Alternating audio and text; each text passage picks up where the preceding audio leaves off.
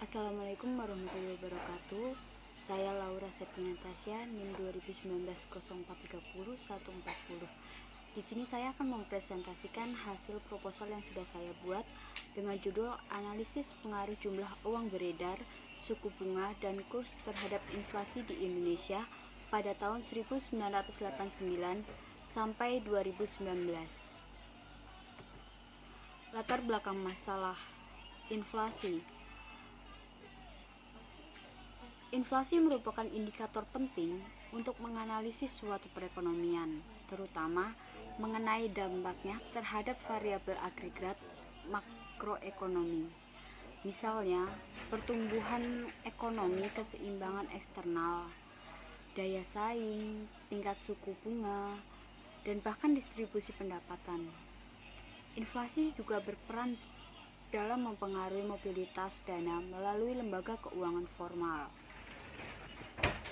Kemudian tujuan penelitian.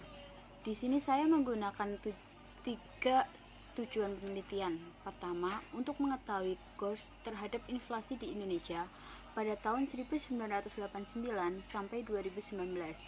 Yang kedua, untuk mengetahui suku bunga mempengaruhi inflasi di Indonesia tahun 1989 sampai 2019.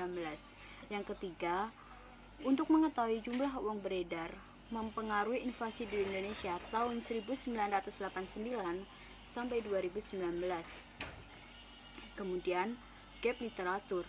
Gap literatur di sini saya menggunakan jurnal internasional dengan nama penulis Hattan Samuel dengan judul penelitian Inflasi, Interest Rates and Exchange Product atau GDP in Indonesia. Tujuan penelitiannya untuk mengetahui tinggi rendahnya pertumbuhan ekonomi dapat diukur dengan menghitung produk domestik bruto atau PDB. Penelitian ini menggunakan inflasi, suku bunga, dan nilai tukar sebagai pendukung PDB. Hasil, terdapat hubungan negatif yang signifikan antara suku bunga terhadap PDB dan hubungan positif yang signifikan antara nilai tukar terhadap PDB, sedangkan inflasi tidak mempengaruhi signifikan terhadap PDB.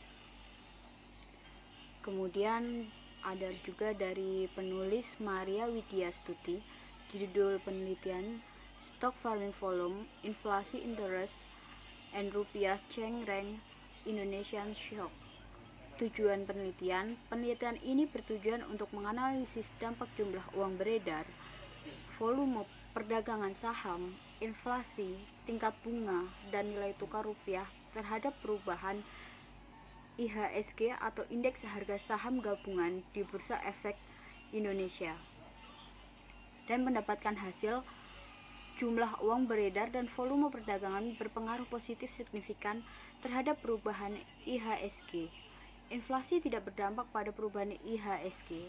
Suku bunga berganti positif signifikan terhadap perubahan IHSG. Yang ketiga, nama penulis Andri dengan judul Inflasi dan Inflating in Indonesia. Dengan tujuan penelitian ini bertujuan untuk menganalisis beberapa faktor yang mempengaruhi laju dan mendapatkan hasil dalam jangka panjang instrumen kebijakan moneter atau suku bunga SBI, output, gap, dan nilai tukar. Kemudian metode penelitian. Di sini saya menggunakan metode penelitian populasi dan sampel, di mana populasi adalah sebuah atribut yang menghimpun dan menjadi objek penelitian. Atribut itu berkaitan dengan keseluruhan baik seluruh kelompok orang, benda, atau peristiwa menjadi fokus utama bagi saya, peneliti. Populasi yang digunakan dalam penelitian ini adalah inflasi di Indonesia dari tahun 1989 sampai 2019, kurs, suku bunga, dan jumlah uang yang beredar. Populasi tersebut didapatkan dari Badan Pusat Statistik Indonesia atau BPS. Ukuran sampel sudah ada ketepatannya, yaitu ukuran sampel yang layak dalam penelitian adalah antara 30 sampai dengan 500. Namun, jumlah yang diambil adalah 100 responder.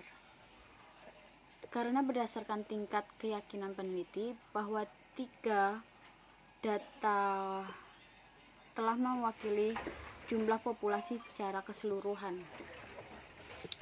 Terima kasih. Sekian presentasi proposal yang sudah saya bikin. Wassalamualaikum warahmatullahi wabarakatuh.